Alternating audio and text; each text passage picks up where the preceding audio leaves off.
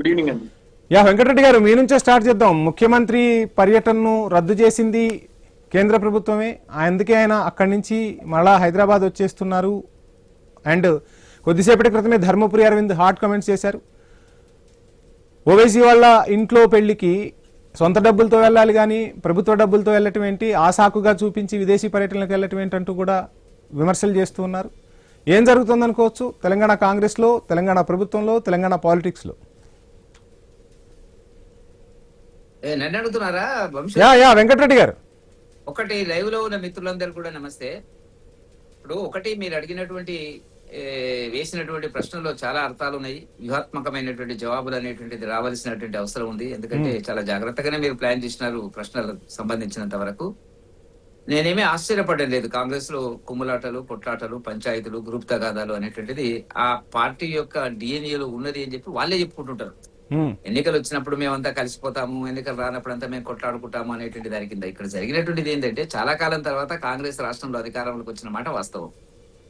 వచ్చినటువంటి వాళ్ళు సుమారుగా సగటున మంత్రివర్గంలో ఉన్నటువంటి వాళ్ళు 60 ఏళ్ళు దాటిన వాళ్ళు. నేను అనుకోవడం ఏంటంటే, ఇక ఇది చివరి మంత్రి పదవులు అనేటువంటిది చాలా మందికి అని చెప్పి నేను అనుకుంటున్నాను. ఎందుకంటే తర్వాత ఇంకా వాళ్ళకి మంత్రి పదవులు ఉంటాయని చెప్పి. కాబట్టి సహజంగా ఏం జరుగుతుంది, ఈ తరానికి వచ్చే తరానికి అన్నిటికి కూడా మనం సంపాదించుకొని పోవాలా అనేటువంటిది సహజంగా ప్రతి మనిషికి ఉండేటువంటి ఆలోచన వాళ్ళలో ఉందేమో అనేటువంటిది కాంగ్రెస్ లో కొద్దిగా ఎక్కువగా కనపడుతుంది. వంశీ గారు, కాంగ్రెస్ లో అంటే ప్రజల కోణంలో ఎవరు ఆలోచించట్లేదని చెప్పదలుచుకున్నారా? ప్రజలకి ఏం చేద్దాము, చిరస్థాయిగా మన పేరు గుర్తుంచుకోవాలంటే ఆ నియోజకవర్గ ప్రజలకు ఏం చేయాలన్న ఆలోచనలో రాజకీయ పార్టీల నేతల అంశాలు మర్చిపోయారా?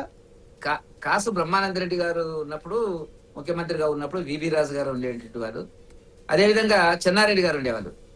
విబి రాజు గారిని లోపల పెట్టుకుంటే కష్టము కేబినెట్ లో, చెన్నారెడ్డి గారిని బయట ఉంచితే కష్టం అనేటువంటి దాని కింద ఆనాడు మేము చదివేవాళ్ళం.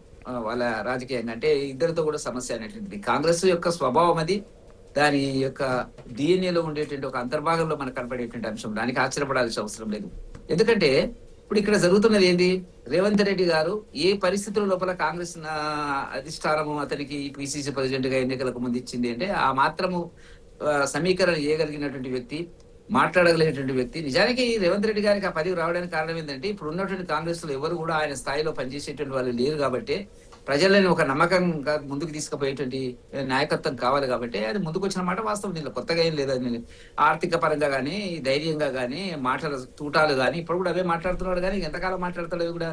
ఇప్పుడు అధికారం వచ్చిన తర్వాత కూడా 3 సంవత్సరాలు అవుతున్నా కూడా మనకి అవే పద్ధతి. రేవంత్ రెడ్డి గారు కేసీఆర్ గారు మాట్లాడితే అది ప్రజలు నమ్మరు కదా. అధికారం ఇచ్చినారు, చేయాలా, ఏం చేస్తారు, ఏం చెప్పారు, ఏం చేయలేదు అనేటువంటి దాని కింద చర్చ వస్తున్నటువంటి సందర్భం లోపల మంత్రి పదవుల విషయంలో కానీ ఇక్కడ మనకు వచ్చేటప్పటికి, ఎందుకంటే శాంతి కాముకుడు అయినటువంటి చిన్నారెడ్డి లాంటి వారు కూడా ఇవాళ మాట్లాడుతున్నటువంటి పరిస్థితి. వ్యక్తిగతంగా నాకు చాలా దగ్గర మిత్రుడు ఆయన.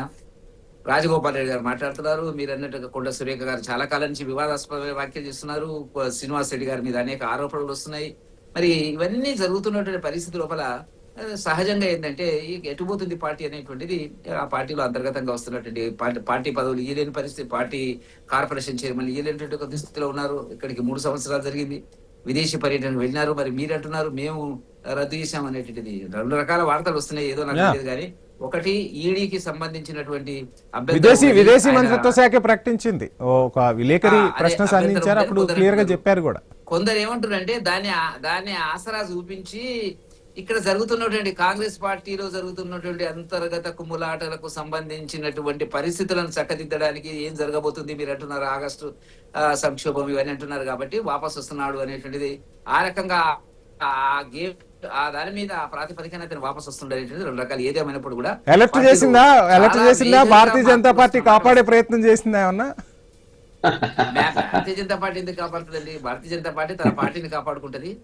వాళ్ళు కూలిపోతారు అనేది తెలుసు. ఇప్పుడు మీరు చాలా సందర్భాల్లో అంటుంటారు, మీరు ఏం చేస్తున్నారు, బీఆర్ఎస్ ముందుకు వచ్చింది, అది ముందుకు వచ్చింది అనేటువంటి. చూడండి ఏం మార్పులు జరుగుతాయి అనేటువంటిది. అంతర్గతంగా ఆ పార్టీలో ఉండేటువంటి కుమ్ములాటలు, కొట్లాటలు, పంచాయతీలు చాలా మార్పులు వస్తాయి, తీవ్రమైన మార్పులు. అందుకే మేము రేపు 24, 25 నాడు ఫీజు రీయింబర్స్మెంట్ కు సంబంధించినటువంటి 48 గంటలుగా మా రాష్ట్ర అధ్యక్షులు దీక్ష చేయబోతున్నారు. ఆ తర్వాత మాకు నిన్న ఇచ్చినటువంటి ఇన్ఫర్మేషన్ ఏంటంటే, ఇంకా చూడండి ఎట్లాంటి ఉద్యమాలు వస్తాయి, ఊహించని ఉద్యమాలు భారతీయ జనతా పార్టీ చేయబోతుంది అనేటువంటిది వస్తాయి. కాబట్టి ఇక్కడి నుంచి రాజకీయాలు చాలా వేగంగా మార్పులు వస్తాయి. ఎవరు ఏ Right, పార్టీలో right. ఉంటారో, మండే ఏ ఏం పార్టీలో జరగబోతుందో ఉంటారో చూద్దాం. వస్తుంది. కాబట్టి Yeah. ఇవాళ రేవంత్ రెడ్డి గారికి నిజానికి ఇది అగ్ని పరీక్ష, దాంట్లో ఏమీ సందేహం లేదు. Yeah. ఆయన వెంట ఎంతమంది ఉంటారు, ఈయనమంటే ఇది రకరకాల వార్తలు వస్తున్నాయి కదా. మీరు అవునన్నా కాదన్నా కూడా Yes, రేవంత్ రెడ్డి గారు yes. కాంగ్రెసా టీడీపీ బీజేపీ అనే చర్చ సోషల్ మీడియాలో అవును. జరుగుతున్న మాట వాస్తవం కదా వంశీ గారు. Yes, yes, కాబట్టి పార్టీ పరిస్థితి అట్లా ఉంది. సరే, అది ఎట్లా చక్కదిద్దుకుంటారు, ఏం చేస్తారు అనేటువంటిది ఆ పార్టీ యొక్క అంతర్గత విషయం. మాకు మాట్లాడదాం వెంకటరెడ్డి గారు, సమయం ఇస్తాను. అజెండాలో షార్ట్ బ్రేక్ తీసుకుందాం. స్టేట్